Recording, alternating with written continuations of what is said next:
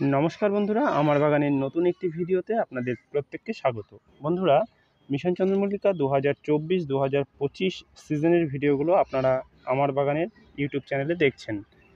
আজকে এই চন্দ্রমল্লিকা সিরিজের একটি ভ্যারাইটি নিয়ে কথা বলবো।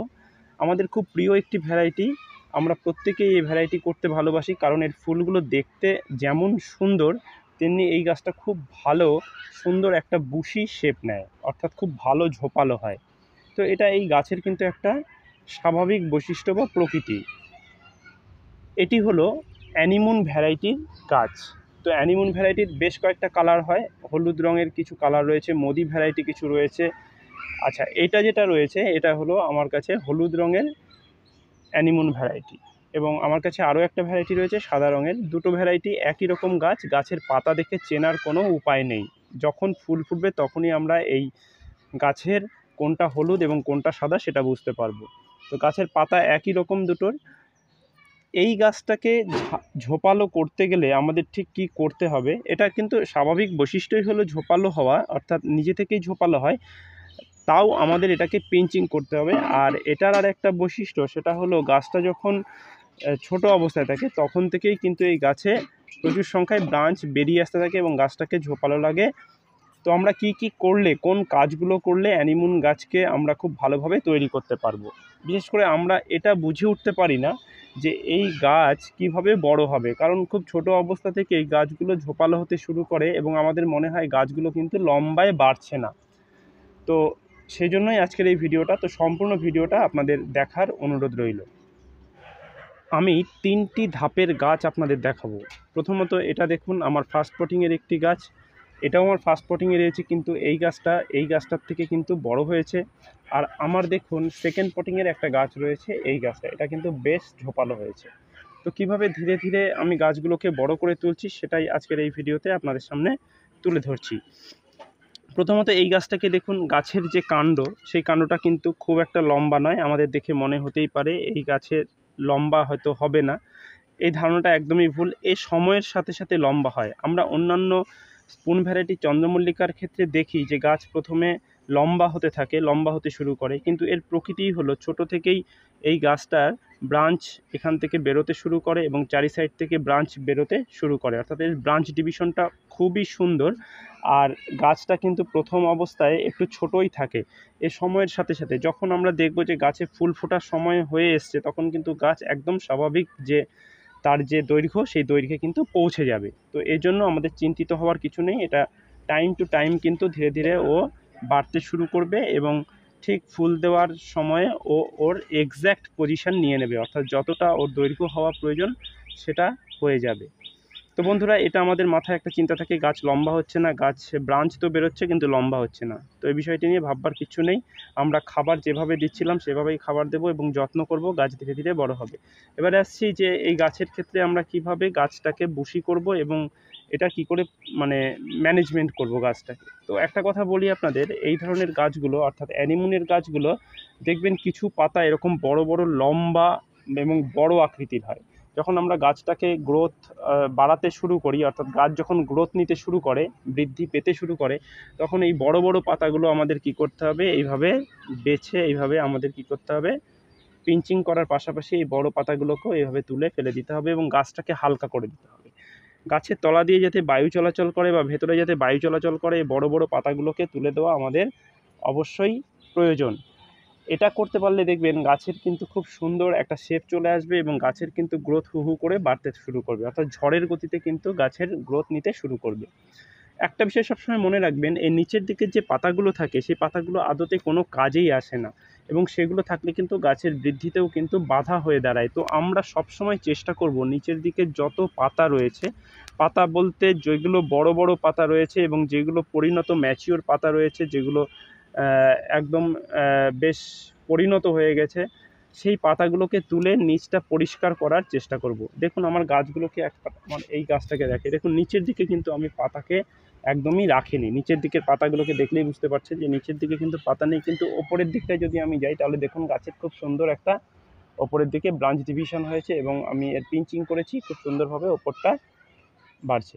তো এই রকম কিন্তু আমাদের করতে হবে। আর নিচের দিকে যে পাতাগুলো রয়েছে সেই পাতাগুলো কিন্তু আমাদের টাইম টু টাইম এভাবে তুলে তুলে পরিষ্কার করে দিতে হবে। যখনই দেখবো যে পাতাটা পরিণত হয়ে গেছে, এই পাতাগুলো যদি আমরা পরিষ্কার করে না দিই তাহলে কিছুদিন পরে এই পাতাগুলো শুকিয়ে এমনিই নষ্ট হবে, তখন কিন্তু আমাদের তুলে ফেলে দিতে হবে।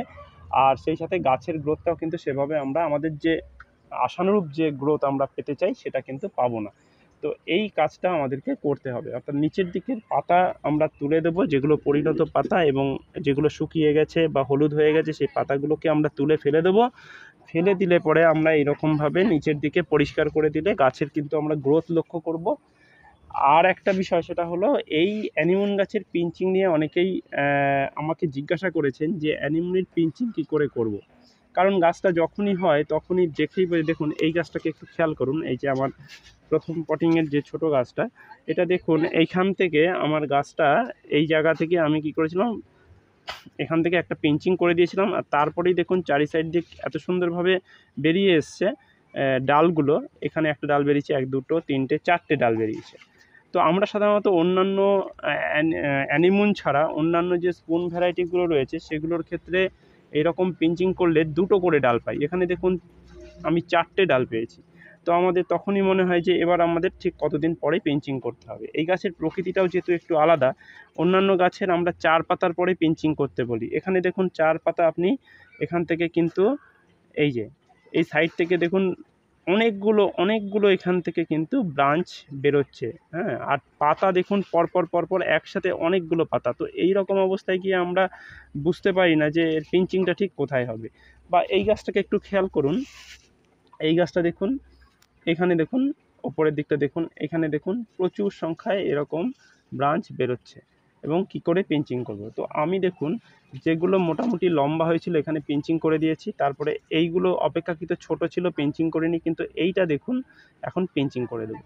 তো আমরা মোটামুটি 4, 5টা 6টা পাতা বেরোলেই এর যে মাথাটা রয়েছে এর মাথাটা এরকম আঙুলের সাহায্যে দুটি নখের, এই আঙুলের দুটো নখের সাহায্যে আমরা কি করব, মাথাটাকে এইভাবে কেটে ফেলে দেবো।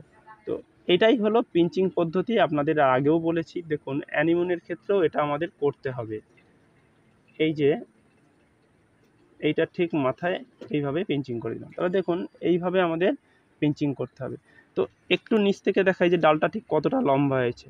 এইখান থেকে ডালটা শুরু হয়েছে, এই জায়গা থেকে ডালটা শুরু হয়েছে এবং মোটামুটিভাবে এই হাফ আঙ্গুল মানে একটা আঙ্গুলের অর্ধেক মতো লম্বা হয়েছে। আমি আবার মাথাটা কেটে দিলাম। তো কেটে দিলে কী হবে, এই পাতার যে পর্বগুলো রয়েছে অর্থাৎ এই কাণ্ডের পাতার সঙ্গে এই যে সন্নিহিত যে এইটাকে বলা হয় কাক্ষিক মুকুল, এইখান থেকে মুকুলগুলো বেরিয়ে আসবে, বেরিয়ে এসে আবার একটা নতুন করে ডালের সৃষ্টি করবে। এর ফলে গাছটা ধীরে ধীরে এই চারি সাইডে বিন্যস্ত হবে, প্রচুর সংখ্যায় ব্রাঞ্চ বেরোবে। আমাদের উদ্দেশ্যই হলো গাছে প্রচুর সংখ্যায় ব্রাঞ্চ নিয়ে আসা, এবং প্রচুর সংখ্যায় ব্রাঞ্চ নিয়ে আসলে আমরা গাছটাকে খুব সুন্দরভাবে তৈরি করতে পারবো, ঝোপালো করতে পারবো, হ্যাঁ। যত বড় ভলিউম আমরা করতে পারবো তত বেশি পরিমাণ আমরা ফুল গাছ থেকে নিতে পারবো। তো এটাই আমাদের উদ্দেশ্য। আর খাবার যেভাবে চলছে, যেভাবে আমি আপনাদের ভিডিওতে বলেছি সেভাবেই আপনারা খাবারটা দিতে থাকবেন, সেভাবেই চলুন। আশা করছি খুব ভালো রেজাল্ট আমরা পাবো।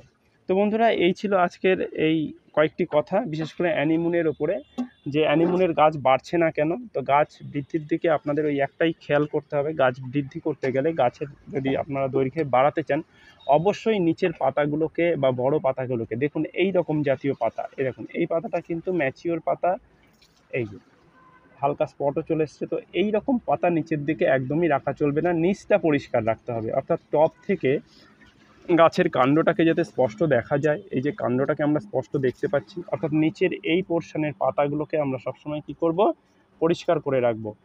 তাহলে পরে এর ভেতরে বায়ু চলাচল হবে, এইখান দিয়ে বায়ু ভালো মতো চলাচল করতে পারবে এবং গাছে খাবার দিতে পারবো, আমরা জল দিতে পারবো, গাছের গ্রোথ খুব ভালো হবে। আর আমাদের ওই টাইম টু টাইম যেভাবে বললাম আমাদের ওই পিঞ্চিংটা করতে হবে। দেখুন এইখানে এই সাইডের এই ডালটা দেখুন লম্বা হয়ে বেরিয়েছে, তো আমরা এটাকে পিঞ্চিং করব। একটা কথা মনে রাখবেন, চন্দ্রমল্লিকার ক্ষেত্রে অ্যাট এ টাইম সব কটা ডালের কিন্তু আপনি পিঞ্চিং করতে পারবেন না, কারণ কিছু ডাল একটু গ্রোথ বেশি হবে, কিছু ডালের গ্রোথ কম হবে। তো আমাদের সেটা কি করতে হবে, পর্যবেক্ষণ রাখতে হবে, অর্থাৎ আমাদের দেখাশোনার ভেতরে রাখতে হবে এবং টাইম টু টাইম আমাদের পিঞ্চিংটা করতে হবে। সেই জন্য পিঞ্চিংয়ের কোনো বাতা ধরা টাইম হয় না। আমি যে ডালগুলো দেখলাম পিঞ্চিংয়ের পর্যায়ে রয়েছে সেগুলোকে পিঞ্চিং করে দিতে হবে, এবং যেগুলো পিঞ্চিংয়ের পর্যায়ে নেই সেগুলোকে পিঞ্চিং করা যাবে না, সেগুলোকে বন্ধ রাখতে হবে। এটা একটা ব্যাপার গেল। আর একটা ব্যাপার সেটা হচ্ছে এই গাছের যে এরকম গোলাকৃতির শেপ নিয়ে আসা, সেক্ষেত্রে কোনোটা 2 পাতায় পিঞ্চিং করতে হতে পারে, কোনোটা 4 পাতায় পিঞ্চিং করতে হতে পারে। অর্থাৎ এটা আপনারা নিজেরা দেখে বুঝতে হবে। এইভাবে টিউটোরিয়াল ভিডিও করে কিন্তু আপনাদের বোঝানো সম্ভব হবে না, কারণ এইটা গাছটাকে দেখলে আমরা বুঝতে পারবো যে কোনটা 4 পাতায় করতে হবে, কোনটা 2 পাতায় করতে হবে। হ্যাঁ, গাছের ওভারঅল গ্রোথের উপরে সেটা নির্ভর করে। তো বন্ধুরা, এইভাবে গাছগুলোকে আপনারা করতে থাকুন, এবং ঠিক যেভাবে ভিডিওগুলো আসতে চলেছে ভিডিওগুলো ফলো করুন, ভিডিওগুলো গাছপ্রেমী বন্ধুদের মধ্যে শেয়ার করুন যারা চন্দ্রমল্লিকা ভালোবাসেন। এই দেখুন, এখানে একটা ডাল দেখুন বাদ চলে গেছিলো, আমি এটাকে এখন আবার পিঞ্চিং করে দিচ্ছি। তো যখনই আমরা দেখব এরকম ছোট ছোট কাজগুলো করব, তাহলে পরে আমাদের খুব ভালো গাছ তৈরি হবে। তো বন্ধুরা, আপনারা দেখতেই পারলেন গাছ বেশ বড় হয়ে গেছে। এখন এই গাছগুলোকে আমাদের যেটা করতে হবে, প্রথমত এর একটা করে রিং পড়াতে হবে, কারণ গাছগুলো বেশ বৃদ্ধি হয়েছে, এবং তারপরে এগুলোর সামনের মাসে অর্থাৎ আগস্ট মাসে এগুলোকে ফাইনাল পটিং করতে হবে। তো আজকের এই ছোট্ট ভিডিও ছিল। আপনাদের ভালো লাগলে লাইক, কমেন্ট, শেয়ার করতে একদম ভুলবেন না। সকলে ভালো থাকবেন, সুস্থ থাকবেন।